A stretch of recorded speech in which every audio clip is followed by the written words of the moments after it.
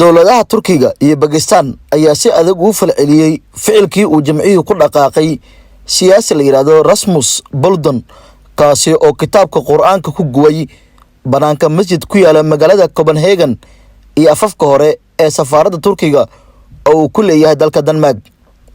kadib markii arrintan dhacday, wakaaladda wararka ee Turkiga Anadolu Agency ayaa sheegtay in safiirka Denmark loogu yeeray wasaaradda arrimaha dibadda ee Ankara, halkaasi oo mas'uuliyiinta Turkiga ay si adag ugu cambaarayeen ogolaanshaha la siiyay Rasmus ee uu ku sameeyay falkan dandaasiga oo si aad u muujinayay naceebka Islaamka. wasaaradda arrimaha dibadda Turkiga ayaa markii dambe soo saartay bayaan ay ku sheegtay Bolton inuu yahay shakhsi naceeb Islaamka, waxayna ka xun tahay in loo ogolaaday inuu banaanbaxa noocaasi sameeyo. madaxweynaha Turkiga Recep Tayyip Erdogan wuxuu ugu degay Stockholm inaysan rajeynaynin taageerada dalabaadkeeda NATO. Turkiga ayaa sidoo kale muddo aan la cayimin dib u dhigay shir muhiim ah oo ka dhici lahaa magaalada Brussels, kaasi oo looga hadli lahaa xubinimada Sweden iyo Finland ee NATO. dhanka kale, wasaaradda arrimaha dibadda ee dalka Pakistan ayaa soo saartay bayaan ay si adag u cambaaraynayso arrintan, waxaana lagu yiri Pakistan waxay si adag u cambaaraynaysaa falka ceebta iyo gardarada ah ee lagu gubay Quraanka Kariimka sabab la xiriira Islaam naceebka, ayadoo maalmo ka hor sidan oo kale fal sharaf dhac ah uu ka dhacay dalka Sweden. dowladaha Sweden iyo Finland ayaa si weyn u doonaya inay ku biiraan xulafada militariga NATO kadib dagaalka Ruushka uu ku qaaday dalka Ukraine.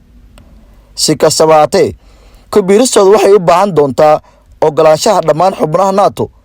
Turkigana waxa uu muujiyay inuu xanawi doono dalabaadka Sweden sabab la xiriira falalka Islaam naceebka ay ku dhaqaaqeen dadka u dhashay Sweden. Ankara waxa hore ay ku cadaadinaysay dowladaha Sweden iyo Finland inay ka hortagaan kooxaha hubeysan ee Kurdiyiinta oo ay Turkiga u aqoonsan tahay inay yihiin argagixiso. dowladda Soomaaliya ayaa faahfaahin ka bixisay howlgal lagu dilay xubno ka tirsan kooxda nabadiidka Al-Shabaab.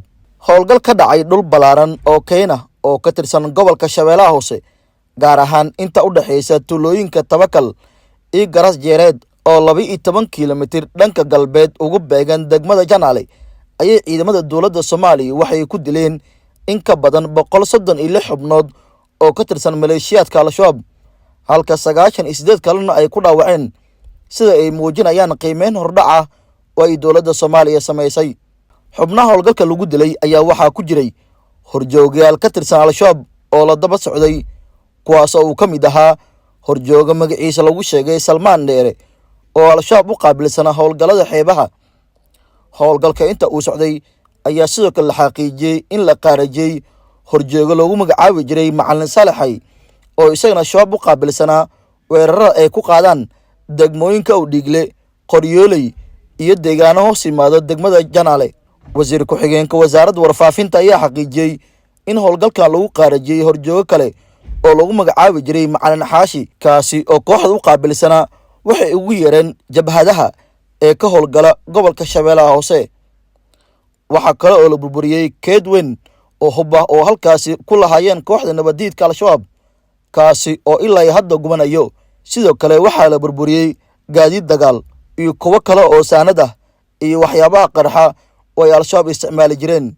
maxkamadda ciidamada qalabka sida ee Soomaaliya ayaa 5 sano xabsi ciidan ku xukuntay odayaal heshiis kula galay Al-Shabaab degmada Xarar Dheere ee gobolka Mudug dhamaadkii sanadkii tagay ee 2022.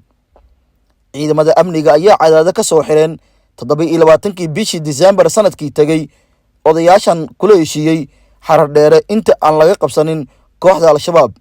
maxkamadeentooda waxay soo martay heerar kala duwan, waxayna hore maxkamadda ugu sheegeen in heshiiska ay la soo galeen Al-Shabaab ugu dan lahaayeen fursashada naftooda iyo ehelkooda, hase yeeshee aysan ka ahayn wada shaqayn dhex martay ayaga iyo kooxda.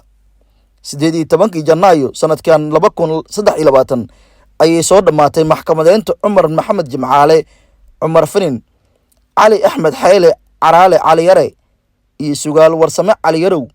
maanta ayay maxkamadda ku wada xukuntay 5 sano oo xabsi ciidan ah, sidoo warbaahintu u sheegay gaashaanle sare Xasan Cali Nuur Shuute, gudoomiyaha maxkamadda darajada koowaad ee ciidamada qalabka sida ee Soomaaliya. arrinta odayaashan ayaa ka sii dartay markii ay kooxda al-shabaab oo hore u baahisay heshiiska ay kula galeen magaca beesha reer xaaji saleebaan, waxaana ku qornaa inay ku heshiiyeen in beesha ay ka hor timaado qulufka dagaal ee socda, kana saarto ciidanka iyo hubkeeda safafka hore ee dagaalka. Si kastaba haatee, dowladda federaalka Soomaaliya ayaa hore u mamnuucday in wax macaamila lala sameeyo kooxda al-shabaab, iska badaa in heshiis lala galo, waxayna ballan qaaday in ay tallaabo laga qaadi doono ciddii sidaas samayso oo al-shabaab la macaamila.